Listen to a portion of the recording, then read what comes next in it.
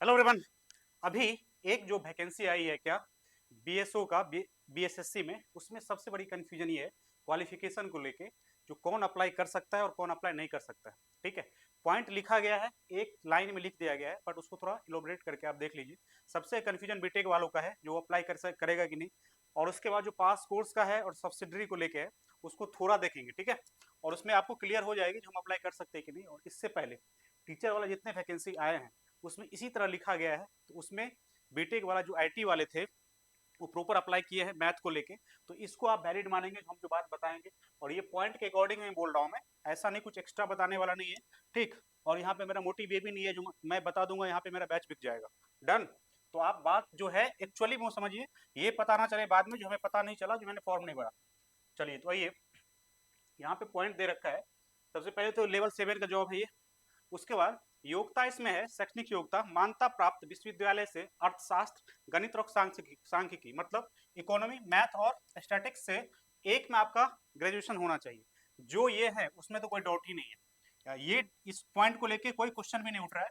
Point यहाँ पे जो नोट में लिखा गया है इसको लेके है, जो ये पास कोर्स के रूप में उक्त विषयों पे स्नातक की डिग्री या पूरक विषय मतलब क्या सब्सिडरी के साथ स्नातक में डिग्री प्राप्त अभ्यर्थी भी उक्त पद के लिए योग्य होंगे। स्पष्ट रूपेण यहाँ पे लिखा गया है, जो भी आप पास कोर्स से ग्रेजुएशन कर रहे हैं और ऊपर वाला जो 3 विषय है वो इंक्लूड है या सब्सिडरी है। ठीक है, ये पास कोर्स क्या होता है, सब्सिडरी क्या होता है, इसको प्रॉपर मैं एक्सप्लेन कर रहा हूँ आगे स्लाइड में, तो इसको सही से देखिए और थोड़ा समझिए। ठीक, थोड़ा मैं हिंदी यहाँ पे लिखा हूँ प्रॉपर, इंग्लिश का एक ही वर्ड यूज नहीं किया गया है, तो इसको समझिए ठीक से। इस कथन से यह अर्थ है कि यदि कोई उम्मीदवार स्नातक मतलब ग्रेजुएशन की डिग्री पास कोर्स के रूप में या किसी पूरक विषय मतलब सब्सिडरी सब्जेक्ट के रूप में प्राप्त है, तो वह निर्धारित पद मतलब स्पेसिफाइड पोस्ट के लिए योग्य माने गए हैं, जो बीएसयू के लिए है। मुख्य बिंदु देखिए, यहाँ पे पास कोर्स क्या होता है, पास कोर्स का स्नातक होता है। ठीक है, और एक होता है पूरक सब्जेक्ट सब्सिडरी, मतलब क्या, जब आप ग्रेजुएशन या कुछ भी करेंगे उसमें जो आपका जो मेन सब्जेक्ट है वो तो रहेगा ही रहेगा, उसके अलावा कुछ सब्जेक्ट होता है, उसको देखिए। उम्मीदवार का स्नातक स्तर बीए, बीएससी, बीकॉम में समान विषय जनरल सब्जेक्ट के साथ डिग्री प्राप्त होती है, ये पास कोर्स है। यहाँ पे बात क्वेश्चन उठ रही है सब्सिडरी पे। ठीक, क्योंकि बीटेक वाला यदि बीटेक कर रहा है तो उसका 2 साल मैथ होता है। ठीक है, और यदि मैथ इसमें इंक्लूड है तो इसके लिए एलिजिबल होगा, इसका कंफर्मेशन है।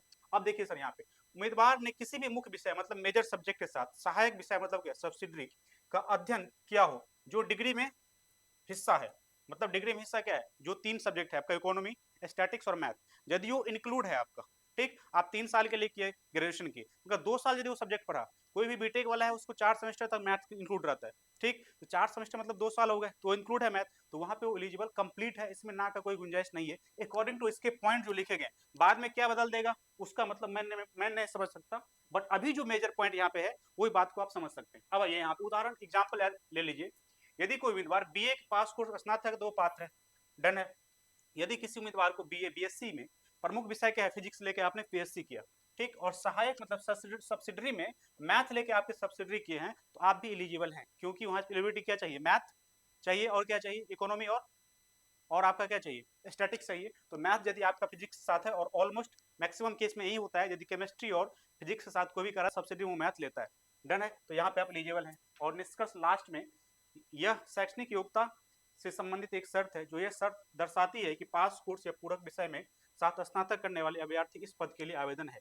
कंक्लूजन यही इसका निकल रहा है। बात समझ में आ गया, मैंने सारा कुछ क्लियर कर चुका हूँ। यदि कोई भी डाउट हो तो आप कमेंट सेक्शन में लेंगे, यदि मैक्सिमम होगा तो उसमें मैं उसको क्लियर कर दूंगा, डन है। अब यहाँ पे एक बार देख लीजिए कौन कौन आवेदन नहीं कर सकता है, इस बात को दिमाग में रखिए। जिन उम्मीदवारों के स्नातक पाठ्यक्रम में उपयुक्त विषय अर्थशास्त्र, गणित या सांख्यिकी means economy, math and statics में से कोई भी विषय नहीं था, तो एकदम नहीं कर सकता। इसमें स्पष्ट यही लिखा गया है। यदि उम्मीदवार बीटेक या बीकॉम अन्य किसी विषय से स्नातक किया है, उनमें उपयुक्त विषय में से कोई भी मुख्य या पास पूरक सब्जेक्ट नहीं है, तो नहीं कर सकते। ऑब्वियस बात है, यदि सब्जेक्ट वो है ही नहीं तो आप क्यों कर सकते हैं और कैसे कर सकते हैं, डन। और लास्ट, जो आप यदि चाह रहे हैं तो ऊपर तो ये आपका एक है, यहाँ पे कितना ओनली 499 में, ये आप ले सकते हैं, क्योंकि ये केवल केवल इसके लिए नहीं है, बीएसएससी के जितने भी वैकेंसी आने वाले हैं उसके लिए टारगेटेड है। और वहाँ पे लेके आप प्रॉपर सारे सब्जेक्ट होंगे, सारे अलग अलग टीचर यहाँ पे आपको पढ़ाया जाएगा, डन है। तो अभी के लिए इतना ही, थैंक यू वेरी मच।